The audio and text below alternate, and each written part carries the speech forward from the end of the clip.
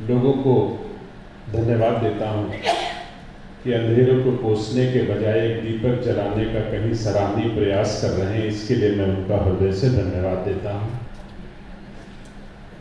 और जो आज विषय उन्होंने रखा, एक उद्यान मंत्री के रूप में मेरे लिए, या ये कह दिए बड़ी दुखती नस पे उन्होंने हाथ रखा है।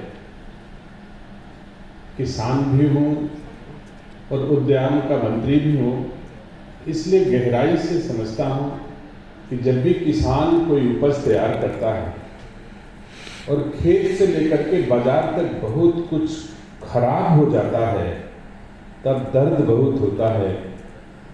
अब की बार भी हमने देखा टमाटर की उपज बहुत अच्छी हुई, लेकिन बाद में उसकी कीमत इतनी ज़्यादा किसानों की गिर गई कि लागत मूल्य भी दे पाना मुश्किल था। ऐसे ही आम की फसल बहुत अच्छी हुई, और आम ऐसी फसल है जो शायद थोड़े ही दिनों में वो खराब हो जाती है।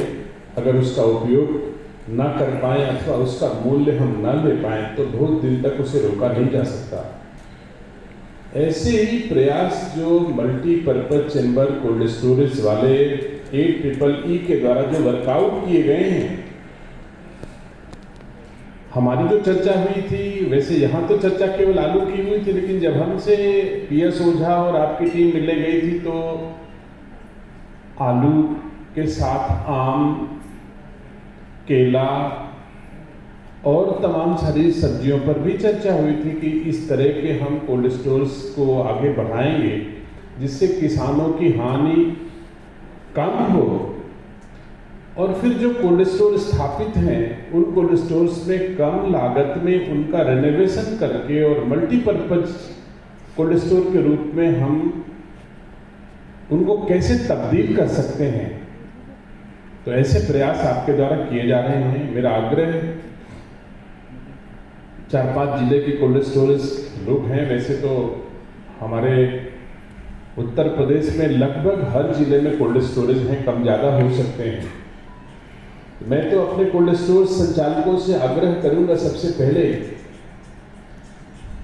कि AEEE के जो भी प्रयोग हैं और जो होने चाहिए उसको एक आप अपनी बैठक बुलाइए कोल्ड स्टोर संचालक लोग, और उसमें एक मंथन करिए कि हम इसको कैसे बेहतर कर सकते हैं और बेहतर करने में सरकार का रोल क्या हो सकता है। मैं इसे भली भांति समझता हूं कि पहले कोई चीज को आप्ट करना, सबसे पहले कौन घंटी बांधेगा, ये थोड़ा सा कठिन काम होता है। अभी ये केवल कागज पे है, भौतिक रूप से होता। कोई संचालक अगर देख रहा होता कि ऐसा कोल्ड स्टोर हरियाणा में है या उत्तर प्रदेश में कोई मॉडल बना के खड़ा कर दिया जाता और आप सबको एक साथ ले जाकर के दिखाया जाता कि ये हिस्सा कोल्ड स्टोर संचालक का है, ये सरकार का है, ये हिस्सा और जो लोग हैं उनका है, और इस तरह से हम इसमें लाभ पा सकते हैं, तो शायद बड़ी जल्दी आसानी से लोगों की समझ में आ जाती और लोग उसकी शुरुआत जल्दी कर देते। तो या तो कोई मॉडल ऐसा हो जहां लोग देख करके और आगे बढ़ जाएं, या फिर कोई आगे साहस करके इनकी तकनीक को आगे बढ़ा करके और वो दिखाएं, तो हो सकता है कि लोग जल्दी इसको ऑप्ट कर लें। वैसे ये बात तो सही है कि तकनीक विकसित हो रही है लगातार, और तकनीक के साथ हमको, आपको, चाहे सरकार हो, चाहे आप सब कोल्ड स्टोर संचालक हो, सबको आगे बढ़ना चाहिए। तकनीक से बहुत फायदा हो। कितना आगे हम लोग तकनीक से गए हैं। हम तो गांव में रहते थे, हमारे परिवार में सबसे समृद्ध हमारे रिश्तेदार एक फूफा जी हमारे थे जो बंबई रहते थे। उस जमाने में मैं कक्षा 8-9 में जब पढ़ता था तो उन्हीं को चिट्ठी लिखता था, और मुझे आज भी उनका पता याद है। बेल बाई बेल जी, sanitary plot number 196, room number 31, Sion Koliwada, Bombay. अब मैं तब पत्र लिखता था और फिर पत्र जाता था, पत्र आता था। आज तो हम अपने फोन पे आंखों से देखते हैं और पत्र लिख जाता है, और उधर से उतनी देर में जब तक फोन रखे तब तक जवाब भी आ जाता है। तो तकनीक ने हमको कहां से कहां पहुंचाया। तो हमको और बेहतर तकनीक जो AEEE है या और कंसल्टेंसी हम लोग हायर कर सकते हैं आपस में, इनके साथ में ये खुद जोड़ कर सकते हैं। मैं धन्यवाद तो इनको दूंगा कि इस ओर इनके प्रयास सराहनीय हैं।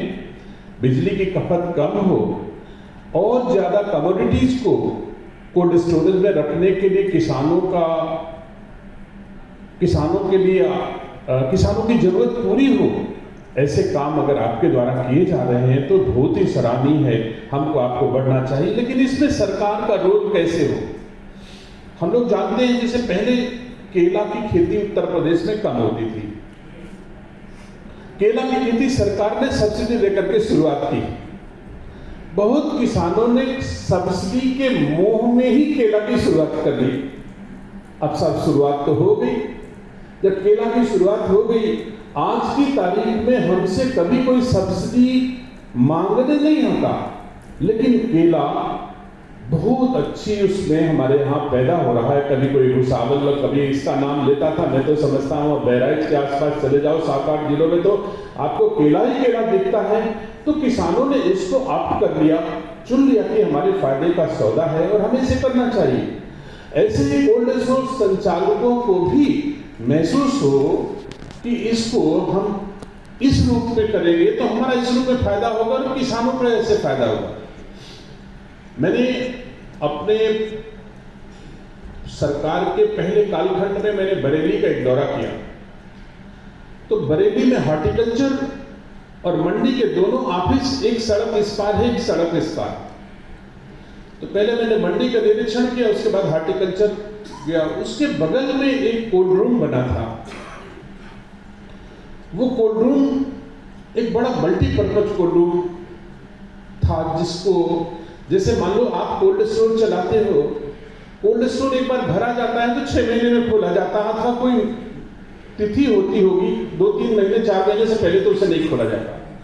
लेकिन कोल्ड रूम घर की फ्रिज की तरह रोज खोलो रोज बंद करो, ऐसा कोल्ड रूम बरेली में था। मेरी जिज्ञासा हुई कि इसको हम कैसे इंप्लीमेंट और आगे करें। तो हमने आकर के अपनी मंडी की बैठक बुलाई और मैंने कहा हर मंडी में कंपलसरी एक कोल्ड रूम बनाएंगे हम। और तेजी से हमने काम किया। आज कई मंडियों में हमने कोल्ड रूम बना दिए। मैं आज भी कोल्ड स्टोर संचालकों के मध्य यह बात इस आशय से कह रहा हूं कि आपके जहां कोल्ड स्टोरेज हैं, आप कोल्ड स्टोर स्कीम के मास्टर आदमी हो, आप कोल्ड रूम भी बनाओ। पीपीपी मॉडल में हम आपके अगल बगल जो भी मंडियां होगी वहां कोल्ड रूम बना रहे हैं। और आपको हम बनाने के लिए जो हमारी सरकारी गाइडलाइन है पढ़ लीजिए और उसके माध्यम से आप आगे आइए। कोल्ड रूम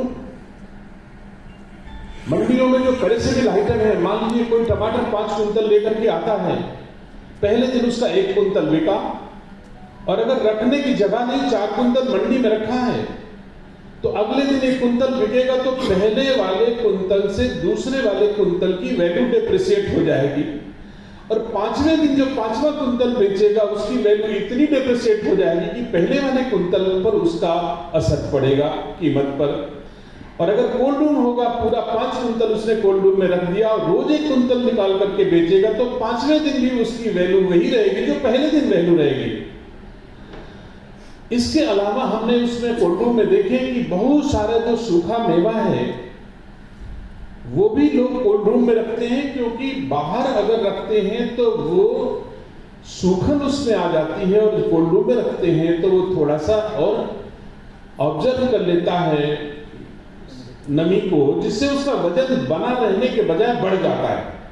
तो मैं इसका संचालक नहीं हूं, लेकिन छोटी मोटी बातों से ये कहना चाहता हूं कि कोल्ड स्टोर में भले ही कभी कभी कम फायदा हो, लेकिन कोल्ड रूम 100% फायदे का काम है। जैसा इन्होंने कहा कि अगर गांवों में छोटे छोटे क्लस्टर बना करके वहां पर हम कोल्ड चेन अपनी स्थापित करें तो हमको वही की उपज को उसी कोल्ड स्टोर में रखने के लिए एक इंफ्रास्ट्रक्चर हमको मिल जाएगा। अब चूंकि अभी ये कागज पे है, इनका प्रयोग जल्दी वो संवैधानिक स्वरूप में आए और हम भी आपके साथ खड़े हैं। इसका प्रयास वैधानिक रूप से हमारे डिप्टी डायरेक्टर यहाँ पर बैठे हुए हैं। मैं उनसे अनुरोध करूंगा कि इसको जितनी जल्दी हो सके आप कैबिनेट में ले जाना पड़ेगा, या हम शासनादेश जारी करके इसमें कर सकते हैं। और क्या क्या कर सकते हैं, पहले तो कोल्ड स्टोर संचालकों को हम कुछ आकर्षक सुविधा सरकारी तौर से दें। पुराने में हम कैसे उसको सहयोग कर सकते हैं, नए बनाने में हम कैसे सहयोग कर सकते हैं। वैसे तो हम जितना प्रचलित चीजें हैं कि पुराना कोल्ड स्टोर, अगर हम कोई नया कोल्ड स्टोर लगाते हैं तो हम 35% सब्सिडी देते हैं, और मल्टीपर्पज चैम्बर, अगर हम मल्टीपर्पज चैम्बर वाला कोल्ड स्टोर बनाते हैं तो उसमें हम 50% सब्सिडी देते हैं। यह प्रचलित प्रक्रिया है।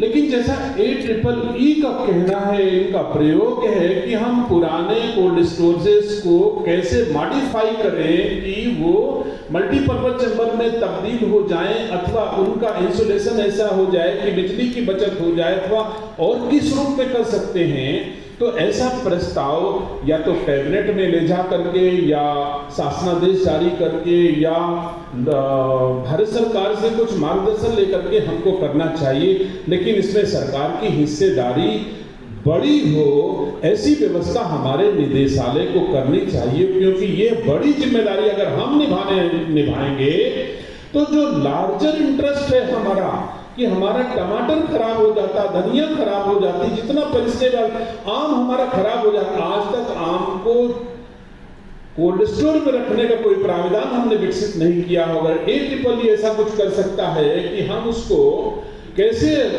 उसकी शेल्फ लाइफ बढ़ा सकते हैं, कितने दिन तक उसको रख करके फिर हम बेच सकते हैं। बहुत सारी चीजें हैं, जैसे मान लो छोटा गाजर जब पैदा होती है तो सस्ती होती है, लेकिन एक साथ बाजार में आ गई तो उसका दाम इतना गिर जाता है कि किसान को वैल्यू नहीं मिलता। अगर सरप्लस गाजर हम स्टोर करने की स्थिति में पहुंच जाएं और उस गाजर को हम 2 महीने बाद निकाल करके बाजार में ले जाएं, तो एक तो बाजार की जरूरत आप सीजन में हम पूरी कर पाएंगे और किसान को उसका वैल्यू भी अच्छा मिल पाएगा। इसलिए ऐसी चीजों को रखने का अगर कोई प्राविधान विकसित करते हो, कोई तकनीक विकसित करते हो, तो सबसे पहले आपके साथ राज्य सरकार खड़ी मिलेगी, क्योंकि हमारी मजबूरी है, हमारी आवश्यकता है। आज की तारीख में किसानों की बहुत सारी उपज ऐसी होती है जिसका मूल्य हम बहुत अच्छा भंडारण न होने के कारण कर पाते हैं। मुझे खुशी है कि आलू के क्षेत्र में भंडारण में तो अभी तक हमको कोई असुविधा 2017 के बाद से हमको नहीं आई है।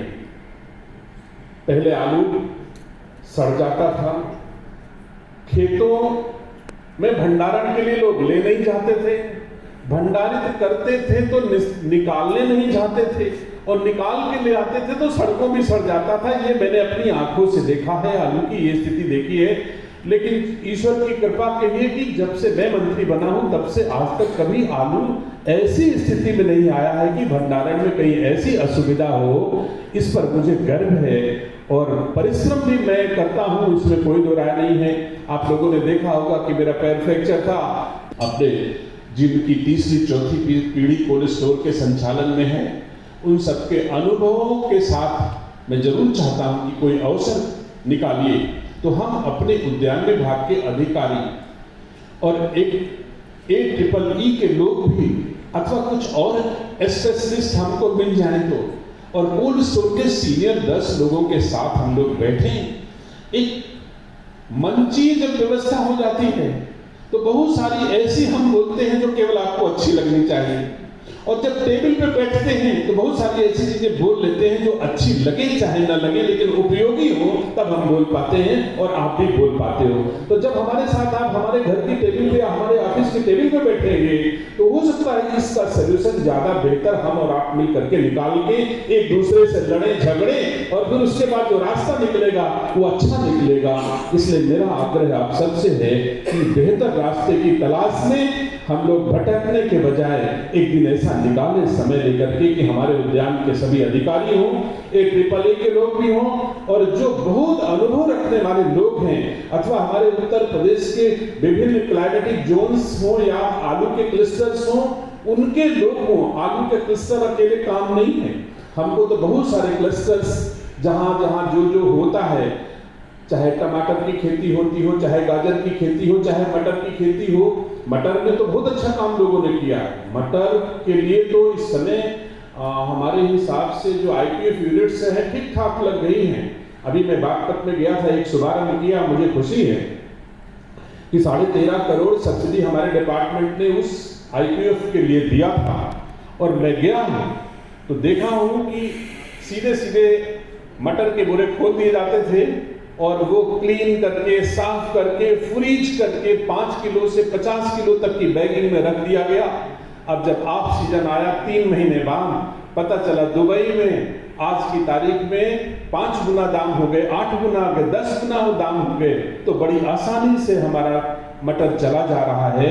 जैसे मटर के रखरखाव के क्षेत्र में IPF यूनिट है, ऐसे ही और सब्जियों के क्षेत्र में और चीज़ों के क्षेत्र में अगर हम ये चेन बनाएं तो मेरे हिसाब से हम बहुत कुछ खराब होने से बचाएंगे और अपने किसानों को बेहतर हम वैल्यू दे पाएंगे उनकी उपज का, और कोल्ड स्टोर संचालकों को भी संचालन में सुविधा और उनका लाभ भी हो। तो इन सब चीज़ों को मिला करके एक बैठक बुला ली जाए टेबल पर के, तो उसमें हानि लाभ हम लोग ज्यादा बेहतर देख पाएंगे। क्या आप मेरी बात से सहमत हैं? क्या आप मेरी बात से सहमत हैं? होना चाहिए ऐसा। इस ओर कदम बढ़ाए जाने चाहिए जो हमारे लिए, हमारे राज्य के किसानों के लिए और आप सबके लिए बेहतर होगा। आप सब यहाँ इकट्ठा हुए, आप सबसे विचार साझा किए, आप सबका भी हृदय से धन्यवाद देता हूँ। और कोशिश होगी कि आपके हर काम में हम कंधे से कंधा मिला करके सदैव चले हैं और आगे भी चलते रहेंगे। जब तक ईश्वर ने अवसर दिया तब तक आपके सम्मान को कहीं आंच ना आने पाए, ऐसा मेरा प्रयास होगा। आप सबको बहुत बहुत धन्यवाद। जय हिंद।